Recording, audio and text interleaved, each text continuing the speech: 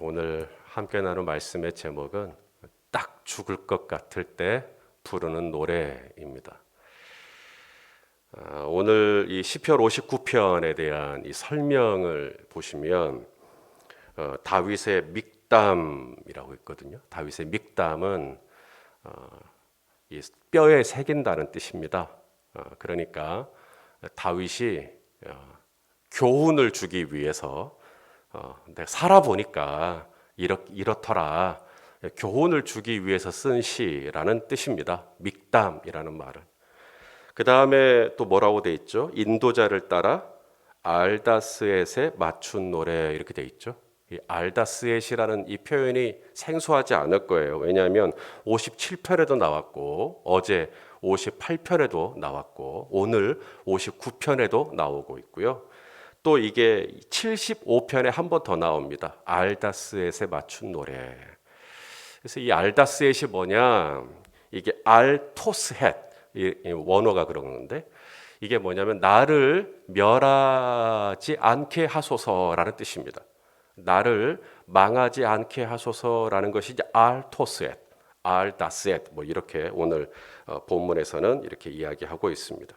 그러니까 지금 다윗이 이 59편을 쓸 때 주여 나를 멸하지 마소서라는 얘기는 지금 그런 어떤 위기, 어떤 그런 위험, 그런 어떤 두려움을 지금 느끼고 있다는 얘기죠. 내가 곧 망할 것 같고 내가 곧 죽을 것 같고 오늘 말씀의 제목처럼 딱 내가 지금 딱 죽을 것 같은 그런 위기를 경험하고 있기 때문에 알다스엣에 맞춘 노래를 부르고 있는 겁니다. 그래서 주님 나 망하지 않게 해주세요. 주님 나 이대로 죽지 않게 해주세요 라는 다윗의 간절한 마음을 담아서 시편 59편을 썼다. 57편, 58편, 59편이 다 그런 시입니다. 오늘 말씀을 함께 받는 우리 성도님들 중에도 지금 이 알다스엣 같은 하나님이 나를 정말 내가 지금 어떤 생명의 위협 아니면 내가 어떤 두려움, 내가 어떤 공포, 내가 어떤 무서움을 경험하고 계신 분이 계실지 모르겠습니다. 자, 오늘 다윗이 왜 그런 두려움을 느끼는가? 왜 다윗이 그런 죽을 것 같은 그런 공포를 느끼는가? 계속해서 이 59편의 설명을 그 다음 또 보시면 사울은 왕이죠. 사울이 사람을 보내 다윗을 죽이려고 했다. 설명 지금 보고 계시죠? 예, 지금 그런 거예요. 여러분 사울하고 다윗이 어떤 관계죠? 왕과 신하의 관계이기도 해요. 군대 장관이고 또 천부장이고 다윗이. 그래서 왕이고 사울은 왕이고 다윗은 또 천부장이고 그런데 그게 아니죠. 사울은 다윗의 장인 어른입니다. 그러니까 장인 어른하고 사위의 관계이기도 해요. 한 가족이라 이 말입니다. 패밀리예요, 이제 같은. 그런데도 사울이 사람을 보내서 암살을 하려고 하는, 사위를 죽이려고 하는 지금 그런 위협을 느끼고 있는 거죠. 딱 죽을 것 같은 거예요, 지금. 왜 우리 장인이 나를 죽이려고 하지? 왜 한 나라의 왕이 나를 죽이려고 하지? 이 왕이라는 말은 그 나라의 국군 통수권자입니다. 모든 군사력을 다 가지고 계신 분이 모든 국군을 군인을 다 동원해서 자기 죽이려고 하면 얼마나 힘들겠어요. 자, 그러면 좀 더 구체적으로 어떤 식으로 지금 다윗을 죽이려고 했다는 건가? 다윗은 지금 어떤 위협을 받고 있는가? 보겠습니다. 자, 2절 말씀입니다. 읽어보시죠. 시작. 악을 행하는 자에게서 나를 건지시고 피 흘리기를 즐기는 자에게서 나를 구원하소서. 예. 자, 지금 다윗이 느끼고 있는 게 뭐냐면 악을 행하는 자에게서 나를 건져 주십시오 그랬죠. 우리말 번역으로는 악을 행하는 자라고 되어 있습니다. 그러니까 악을 누가 행하는 거죠? 상대방이 행하는 것입니다. 번역이 그렇게 돼 버렸어요. 근데 이게 원어가 뭐냐면 악을 지어내는 자라는 뜻입니다. 이게 무슨 말이냐면 악을 행하는 자 그러면 상대방이 그 악을 행하는 거지만 악을 지어내는 자라는 말은 다윗이 하지도 않은 악을 지어냈다는 이야기입니다. 다윗이 하지도 않은 악을 지어내서 그렇게 해서 다윗을 코너로 몰아갔다는 거죠. 나는 하지도 않았는데 내가 그 일을 했다고 악을 꾸며가지고 악을 지어내가지고 내 숨통을 조여온다라고 지금 다윗이 기록하고 있는 거죠. 분당 우리 교회 이찬수 목사님, 저도 참 개인적으로 좋아하는 목사님입니다. 뭐 개인적으로 관계가 돼 있는 건 아니지만 이찬수 목사님 설교를 제가 가끔 듣거든요. 이찬수 목사님 설교를 이렇게 들으면 너무 은혜가 돼요. 여러분도 이렇게 이 코로나 시대에 이찬수 목사님 설교 가끔씩 들어보시면 좋을 것 같아요. 이찬수 목사님 설교를 듣다가, 이분도 목회자 자녀거든요. 이찬수 목사님도, 저도 목회자 자녀고, 그래서 우리는 이 교회에서 늘 나고 자랐어요. 교회가 어떤 곳인지 생리적으로 잘 알아요. 아마 여러분도 아실 거예요. 교회가 어떤 곳인지. 교회가 말이 많은 곳입니까? 말이 별로 없는 곳입니까? 뭐 좀 아셔요? 교회가 말이 별로 없는 곳이 아니라 교회가 굉장히 말이 많은 곳입니다. 아니 땐 굴뚝에 연기가 납니까? 안 납니까? 예? 교회는요. 교회는 아니 땐 굴뚝에 연기가 나는 곳이 아니고요. 교회는 없는 굴뚝에서 연기가 나버리는 곳입니다. 이찬수 목사님이 그 얘기를 딱 하고 지나가는데 제가 그 설교를 듣다가 맞다. 교회는 그런 곳이지. 목회를 하면서 참 많은 얘기들을 듣습니다. 아마 우리 성도님들도 뭐 교회에 대해서, 뭐 저에 대해서 뭐 이런저런 얘기들을 많이 들으셨을지도 모르겠어요. 근데 그 중에 많은 얘기가 사실이 아닙니다. 그런데 연기가 막 나버립니다. 그렇게 그것이 자꾸 지어낸 얘기거든요. 악을 꾸미는 자, 악을 지어내는 자. 그게 지어낸 얘기임에도 불구하고요. 자꾸 그런 얘기들에게 내 귀가 노출되면 어떤 생각이 드냐면, 아니 땐 굴뚝에 연기 날이야. 그래도 뭔가 있으니까 이런 얘기들이 자꾸 나오는 거 아니겠느냐. 이런 생각이 든다니까요. 다시 말씀드립니다. 교회는요, 아니 땐 굴뚝에 연기 나는 곳이 아니라 없는 굴뚝에다가도 연기를 만들어내버리는 곳입니다. 왜냐하면 사람이 너무 많고 입이 너무 많고 말이 이렇게 저렇게 전해지다 보면 전혀 아닌 얘기들이 막 흘러갈 때가 있는 것 같아요. 오늘 이 악한 원수들이 하는 일이 뭐냐면 악을 지어내는 일입니다. 악을 상상력으로 창작을 해버려요. 자, 무엇으로 악을 꾸밀까요? 자, 여러분이 무지개를 그린다고 하면 여러분이 어떤 색깔을 동원해서 무지개를 그리시겠습니까? 빨, 주, 노, 초, 파, 남, 보, 뭐 여러 가지 색깔들을 동원해서 아름다운 무지개를 그려내겠지만, 자, 악을 그린다. 무지개가 아니라 악을 그린다. 그러면 여러분이 선택할 수 있는 색깔은 딱 하나밖에 없습니다. 거짓말입니다. 자, 오늘 본문 12절 말씀 읽어보겠습니다. 시작.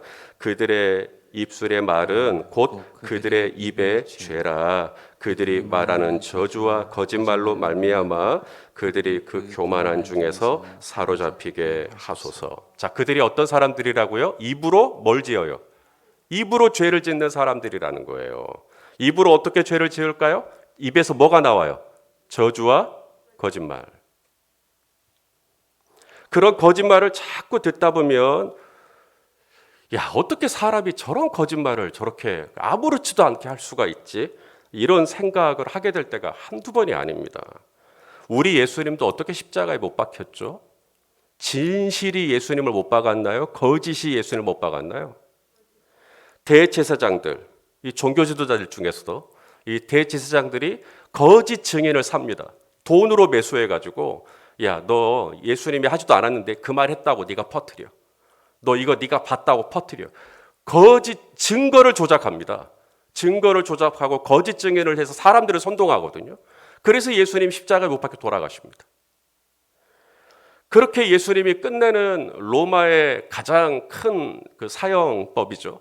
거기에 의해서 죽었을 때 대제사장들과 종교 지도자들은, 야, 우리가 이겼다. 진리가 뭐냐? 진리란 이기는 게 진리지. 진리가 이기는 게 아니라 이기는 게 진리야. 우리가 이겼잖아. 결국 저 사람 죽었잖아. 그렇게 생각했던 시간 불과 3일 지나서 예수님이 부활하셨죠. 그리고 그들의 거짓이 잘못된 것을 폭로하셨습니다. 자, 사람들이 나를 둘러싸고 거짓말로 나를 죽이려고 하고 어떻게 반응해야 할까요? 오늘 다윗의 믹담입니다. 그런 어려운 상황 가운데서 내가 어떻게 해야 될까? 첫 번째로 다윗이 주고 있는 게 뭐냐면 잘못된 죄책감을 갖지 마라. 이게 다윗이 우리에게 처방을 내려주는 첫 번째 교훈입니다. 정말 내가 딱 죽을 것 같을 때 내가 어떻게 해야 되는가? 첫 번째는 나 잘못된 죄책감. 다시 말해, 이건 다 내 죄 때문이야. 이거 내가 뭘 잘못해서 그런 거야. 이건 내가 실수해서 그런 거야. 그런 생각하지 말라는 거예요. 오늘 다윗이 자 3절에 뭐라고 말합니까? 읽어보시죠. 시작. 그들이 나의 생명을 해하려고 엎드려 기다리고 강한 자들이 모여 나를 치려하오니 여호와여 이는 나의 잘못으로 말미암음이 아니요 나의 죄로 말미암음도 아니로소이다. 제가 이렇게 목회를 조금 해보니까 우리 성도님들은 되게 착하세요. 오늘 이 새벽에 나오신 분들이 그 중에서 특히 더 착하신 분들이에요. 정말 착하세요. 이게 착한 사람의 특징이 뭐냐면 내 삶에 어떤 어려움이 생기면 그걸 내 탓으로 돌려요. 내가 뭘 잘못해서 이런 일이 일어난 거겠지. 내가 뭔가 이렇게 저 사람한테 되게 잘못했나 보다. 그러니까 내가 이렇게 어려운 일을 당하는 건가 보다. 착하셔서 그런 거예요. 그러니까 안 좋은 일이 생겨서도 속상한데 그걸 또 내 탓으로 돌리니까 더 힘들죠.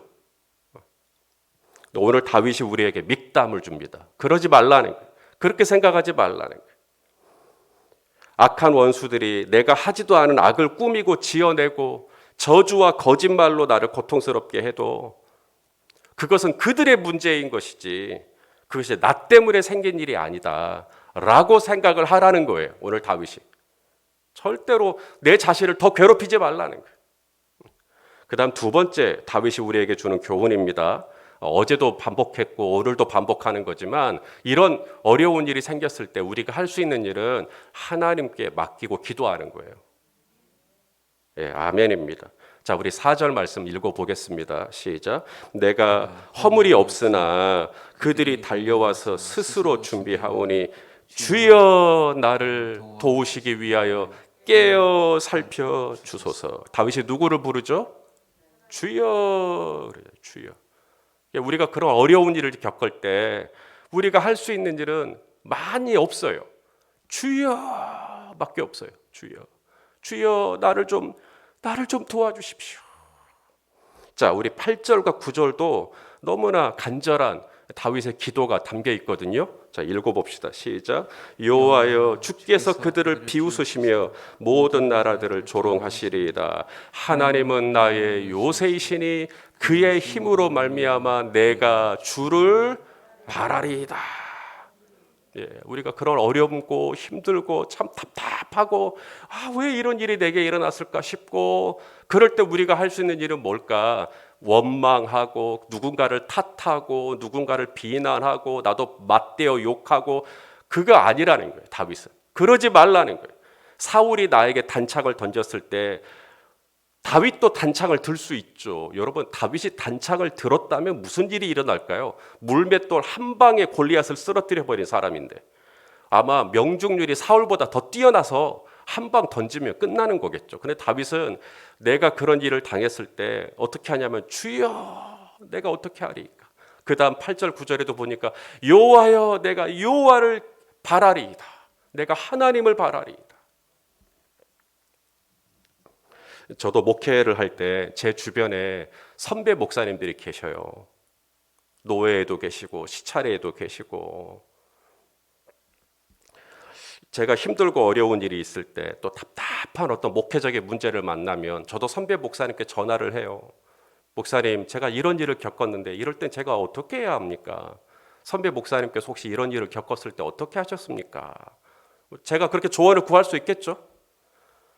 제가 잘 모를 때, 제가 아직은 이 목회적인 어떤 이런 것들 잘 모를 때 정말 많이 의지했던 것 같아요. 선배 목사님 어떻게 해야 됩니까? 어떻게 해야 합니까?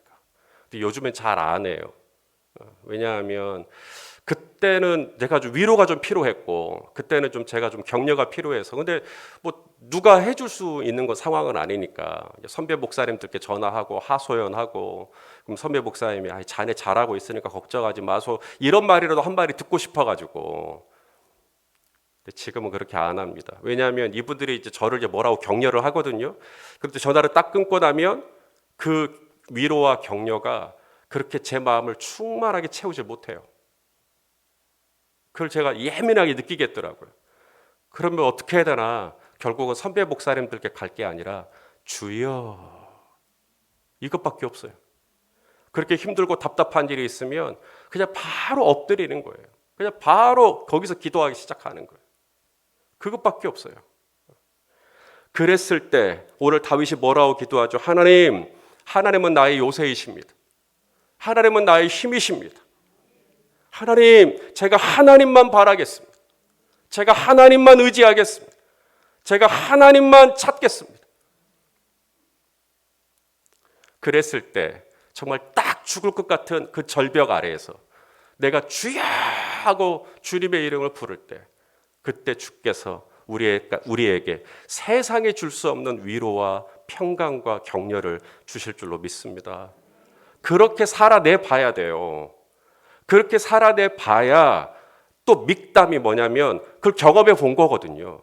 사람의 위로와 격려는 한계가 있습니다. 내 배우자가 나를 얼마나 알아서 해주겠습니까? 위로를.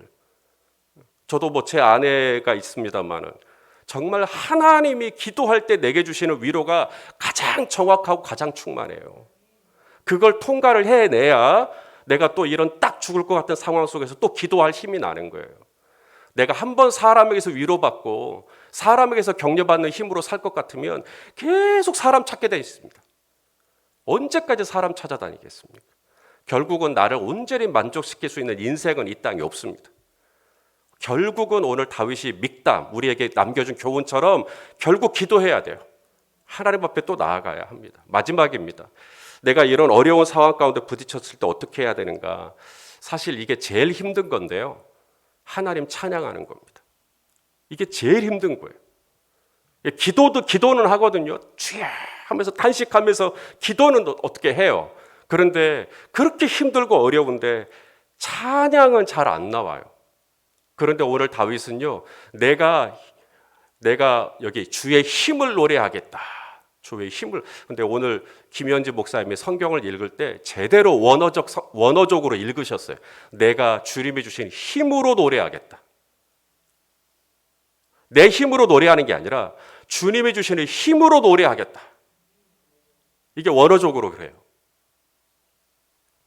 자, 우리 16절 한번 읽어볼까요? 시작. 나는 주의 힘을 노래하며 아침에 주의 인자하심을 높이 부르오리니 주는 나의 요새이시며 나의 환난 날의 피난처이심이니이다. 아멘. 자, 우리 17절도 또 읽겠습니다. 시작. 나의 힘이시여 내가 주께 찬송하오리니 하나님은 나의 요새이시며 나를 큰 위리 여기시는 하나님이시니이다.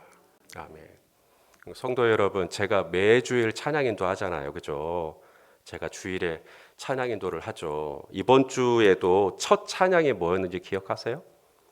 새 힘 얻으리 주를 바랄 때, 주를 바랄 때, 우리 주를 바랄 때. 굉장히 경쾌하고 또 밝고 힘이 있는 찬양이죠. 그러면 제가 이 찬양을 앞에서 인도할 때 제 기분이 어때야 될까요? 제 감정이. 저도 같이 밝고 저도 경쾌하고 저도 좀 밝은 마음으로 이 찬양을 해야 되겠죠. 그런데 제가 매주일 매순간 항상 밝을 수 있을까요? 특히 이번 주가 그랬어요. 이번 주 진짜 마음이 너무 다운됐어요. 그냥 어느 날 갑자기 그럴 때가 있어요. 그렇게 확 마음이 다운되면 새 힘 얻으리가 아니라 새 힘 잃으리 뭐 이렇게 될 것 같아요. 그럴 때는 제가 찬양인도 하고 싶지가 않아요. 왜냐하면 그 찬양인도 하는 게 너무 가식적으로 느껴지니까. 나는 지금 마음이 이렇게 어두운데 어떻게 새 힘을 얻을 거라고 주를 바라볼 때, 나는 지금 너무 주님 때문에 낙담되어 있는데, 그럴 때는 그냥 박형주 전사님이나 우리 정경민 목사님께 찬양인도 대신해 주라고 나는 그냥 나중에 설교할 때만 하겠다고. 막 이런 마음이 막 올라오거든요. 근데 제가 목회를 하면서 제가 배운 게 있다면 그럴 때일수록 더욱 찬양하는 거예요. 그럴 때일수록 내가 주님이 주신 힘으로 내가 주의 힘을 노래하며 내가 그렇게 다운될수록 내가 그렇게 지칠수록 내가 그렇게 또 우울해질수록 가식적이라고 하는 너 너무 위선하는 거 아니야? 그게 아니라 내가 의지적으로 내가 마음을 확정하고 또 확정해서 내가 앞에 딱 서서 나 아무렇지도 않다는 듯이 내가 여호와의 이름을 찬양하는 거예요. 하나님은 나의 요새이십니다. 하나님은 나의 힘이십니다. 하나님은 나의 반석이십니다. 하나님은 나의 피난처이십니다. 그렇게 딱 내가 하나님을 찬양하잖아요. 분명히 제가 인도하기 전에는 마음이 다운됐었거든요. 근데 찬양을 하다 보니까 그 가사 하나하나가 곧 나의 선포가 되고 나의 믿음의 고백이 되면서 제 마음의 어두움이 물러가는 걸 제가 얼마나 많이 느꼈는지 몰라요. 그러니까 다윗도 우리에게 믹답을 주고 있는 거예요. 그렇게 다운될 때, 내 인생의 절벽이라고 느낄 때 더 노래하라는 거예요. 더 찬송을 해보라는 거예요. 더 하나님께 영광을 돌려보라는 거예요. 분명히 찬양의 이 밝음이, 찬양의 이 광명이 저와 여러분의 마음의 이 모든 우울함과 슬픔을 물러가게 하실 줄로 믿습니다. 이걸 경험해야 또 찬송합니다. 이걸 경험 못하면 이제 우울한 일이 생기면 바로 입 닫아버립니다. 이거 경험 못하면 또 무슨 일이 내 안에 복잡하게 일어나면 또 다시 이 동굴 속으로 들어가 버립니다. 하나님은 저와 여러분이 그렇게 지내기를 원치 않거든요. 힘들고 어려울수록 더 주여 하면서 기도하고 힘들고 어려울수록 더 내가 주의 힘을 노래하는 그렇게 또 이 어두운 순간들을 또 결국은 이겨내는 믿음의 길을 걷는 저와 여러분 다 되시기를 예수님의 이름으로 축원합니다. 기도하겠습니다. 하나님 아버지 감사합니다. 어렵고 힘들 때 이것이 나 때문에 일어난 것이라고 하는 잘못된 죄책감을 갖기 쉬운데 오늘 주님께서 다윗의 입술을 통하여 네 잘못이 아니라고 말씀하여 주셔서 감사합니다. 주님 힘들고 어려울 때일수록 오늘 다윗처럼 더 주님의 이름을 부르고 기도의 무릎을 꿇는 우리 모두가 되게 하여 주옵시고 마음이 그렇게 다운되고 우울할수록 더 마음을 확정하고 의지적으로 주님의 힘을 노래하고 하나님이 나의 요새이심을 선포할 수 있도록 우리에게 믿음을 더하여 주옵소서. 예수님의 이름으로 기도하옵나이다. 아멘.